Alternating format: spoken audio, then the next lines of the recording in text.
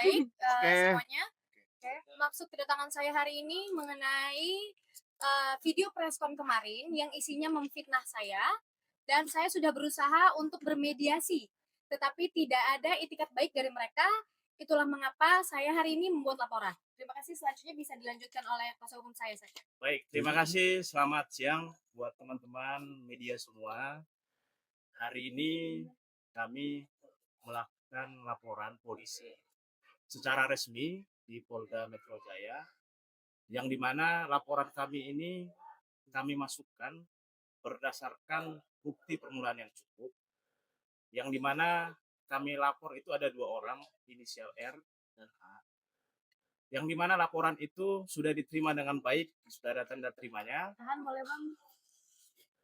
Laporan kami ini dengan pasal 433 junto 441, yang dimana laporan ini kenanya masalah tentang pencemaran nama baik, yang dimana laporan ini sudah didukung alat-alat bukti yang bagus dan sudah kami serahkan juga kepada tim penyidik, dan dimana laporan ini pencemaran nama baik yang dimana preskon itu tidak memiliki izin dari pelapor ini, di mana hasil dari preskon itu sudah memiliki dampak yang sangat luas pencemaran nama baiknya, dan juga tuduh-tuduhan yang nuansa-nuansa negatif kepada pelapor ini.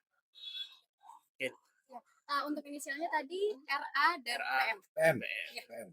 Ada 2 orang. Poin-poin yang dianggap sebagai pencemaran nama baik dan fitnah itu boleh dijelaskan? Ya, di mana terlapor ini melakukan preskon itu tidak memiliki dasar dan legal standing, yang menuduh klien kami ini melakukan perbuatan melawan hukum kepada orang tuanya, yang dimana dituduh ataupun disampaikan secara di muka umum melakukan somasi kepada orang tuanya. Sedangkan pelapor ini, klien kami ini tidak pernah melakukan perbuatan itu dan tidak pernah juga memberikan somasi kepada orang tuanya terkait permasalahan hukum. Yang dimana kami juga melihat terlalu dini terlapor ini menyimpulkan dan tidak memiliki bukti yang cukup juga bahwasanya pelapor ini benar melakukan somasi kepada orang tuanya. Atas dasar statement itulah si terlapor ini kami laporkan. Dan statement yang sudah melebar luas ini banyak komentar-komentar, banyak juga tuduhan-tuduhan yang berdampak negatif dan merugikan kepada Ibu Atri. Karena tuh kerugian apa sih yang dialami Kak Ratu? Sudah pasti kerugian secara imaterial ya Pak ya? Dan imaterial. Iya, material dan imaterial. Ada kontrak yang mungkin dibatalkan karena adanya dampak dari ini Kak? Ada, ya. Nilainya mungkin bisa sampai Kontrak yang ada yang kontrak brand ya, sepertinya ada kontrak brand yang sudah dibatalkan juga. Untuk nominal saya tidak akan menyebutkan di sini, mohon maaf. Itu ya Pak ya. Yang pasti terhadap perbuatan terlapor ini, klien kami merasakan dampak kerugian yang luas, baik itu kerugian material, baik itu juga kerugian imaterial yang belum bisa dinilai secara sah ini. Karena memang masalah ini sudah berlarut-larut dan memang pihak mereka lah yang tidak mau menyelesaikan secara baik-baik. Sedangkan kami sudah juga membuat itikat baik kepada mereka, menghadiri segala undangan dan juga pertemuan yang mereka susun. Tetapi mereka tidak mau menyelesaikan ini secara pengakuan klarifikasi mereka lah yang melakukan kesalahan menyimpulkan masalah. Artinya sebelum ada laporan ini sudah ada lebih dulu usaha untuk mediasi atau kayak Iya, benar. Tidak ada itikat baik. Jadi sebelum laporan ini kami layangkan resmi di Polda Metro Jaya, kami sudah melakukan beberapa kali diskusi dan pertemuan, dan juga sudah ada titik terang mau akan diselesaikan secara kekeluargaan. Tetapi pada saat finalnya, mereka tidak mengindahkan dan tidak melaksanakan isi-isi yang sudah disepakati. Salah satunya mungkin Poin-poin apa apa? permintaan maaf. Permintaan maaf secara live dan juga di-share kepada media, dan itu tidak mereka sanggupi dan tidak mengakui bahwasanya dialah yang melakukan kesalahan dalam. Alasan mereka apa, Pak? Ya mungkin ada gengsi walaupun tidak mau mengakui salah di depan publik. Karena tuh ini kan itu juga berimbas pada film yang kamu nyanyi gitu Kak. Itu tetap akan jadi rilis apa kayak gimana? Gimana? Kan ini juga film juga kan melibatkan film kan. Nah, nantinya film ini juga tetap akan rilis. Kalau itu kuasanya bukan di saya, karena memang saya ini kan hanya sebagai pemain. Ya, itu bisa ditanyakan kepada pihak PH aja. begitu. Tapi kalau saya memenuhi undangan kayak buat apa namanya konten promo-promo segala macam yang mereka klaim bahwa kakak tidak mau melakukan itu karena ada keberatan. Saya tidak pernah bilang saya tidak mau, tetapi saya hanya ingin meminta hak saya dan permintaan maaf karena mereka sudah salah, begitu saja.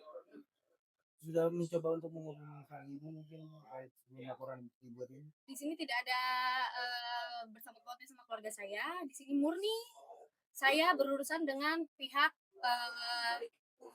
PH. Berarti pihak PH sendiri belum ada memenuhi hak yang Kak Ratu inginkan atau gimana? Belum. Apa aja mungkin kayak yang belum di Ya, jadi begini. Jadi permasalahan yang kami laporkan di sini adalah murni permasalahan eksternal yang dilakukan oleh pihak lapor, yang inisial RA ini. Jadi, tidak ada nuansa keterkaitan masalah pribadi internalnya kepada keluarga. Ini adalah murni perbuatan melawan hukum yang dilakukan lapor. Jadi kami ingin memberikan dampak perbuatan dia itu adalah perbuatan yang merugikan orang. Yang dimana perbuatan itu harus dipertanggungjawabkan. Apa dasar dia dan memiliki legal standing apa dia memberikan statement yang memang merugikan oleh itu. Itu yang mau kami perjuangin sekarang. Artinya perbuatan dia itu harus dia ketahui adalah perbuatan yang salah. Bang Era sendiri ini produser ya, Reza Aditya ya. Sepertinya seperti itu. Satu Mungkin lagi, bisa diklarifikasi langsung. ya satu lagi siapa bang? Jabatannya aja Bang, mungkin Eh, produser juga. CEO. Oh, Cek. produser. oh co-produser satu lagi. Perempuan ya Bang? Siap. Jadi mungkin kita tambahkan ya, mungkin ini juga sebagai, jadi kita sudah mendalami juga terhadap banyak konten narasi yang sengaja di framing yang seolah-olah ya klien kami ini adalah orang yang tidak sayang kepada keluarga, ya, tidak sayang kepada orang tuanya, ya. Jadi banyak framing di luar sana ya, termasuk di konten-konten media sosial banyak framing yang seolah-olah Mbak Ratu ini lari dari tanggung jawabnya kepada keluarga, gitu ya. Jadi itu tidak benar ya, itu tidak benar. Saya sampaikan itu tidak benar. Saudara Ratu ini ya dari sejak kecil ya, sejak usia 13 tahun telah berjuang ya untuk bagaimana keluarga bisa dinafkahi, ya kan, keluarga itu Mbak Ratunya menjadi tulang punggung keluarga. Bahkan sampai film terakhir yang Mbak Ratu sebagai pemerannya itu satu persel pun ya Rp1 pun Mbak Ratu itu tidak terima apapun, ya, tidak terima apapun sampai selesai. Jadi untuk orang-orang yang sengaja memframing, ya kan, apakah ini by design nanti kita lihat, kita dalami, akan coba kita gali, nanti kita akan laporkan juga orang-orang yang mencoba untuk memfitnah Mbak Ratu, ya kan, mencemarkan nama baik Mbak Ratu.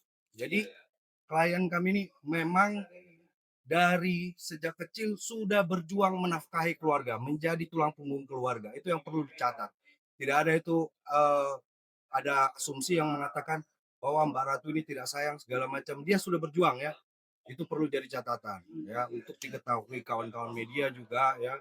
Mbak Ratu ini perjuangannya sampai ke tahap ini sudah panjang banget ya, kira-kira begitu. Ya biar publik saja yang menilai ya. Nah, jadi ini juga sebagai penekanan terhadap orang-orang di luar sana ya, segera hentikan ya, kita sedang berproses hukum, hentikan segala fitnah ya, segala berita-berita yang tidak benar itu ya. Kalau enggak kita mungkin akan proses ke depannya, kira-kira begitu ya. Bang tadi abang bilang Kak Ratu nggak terima spesial pun honor. Iya, Rp1 pun. Jadi yang menerima siapa bang? Jadi Mbak Ratu tidak menerima ya, tidak menerima sama sekali ya, karena honor. Larinya kemana mungkin? Yang dapat siapa bang? Nah, bisa ditanyakan ke pihak itu ya, pihak khas production ya. Pada saat filmnya kan udah selesai nih. Nah, bisa ditanyakan langsung kepada siapa yang tanda tangan bisa ditanyakan langsung soal itu ya. Tapi yang paling kita titik beratkan sampai sekarang Mbak Ratu tidak menerima Rp1 pun. sama ayahnya kan Cukup ya? waktu itu ayahnya kan Cukup ya. Oke, cukup. Kak Ratu mungkin menghadapi framing dari orang-orang seperti apa sih? Di sini aku hanya membahas tentang laporan Iya. saja ya. Iya. Terima kasih.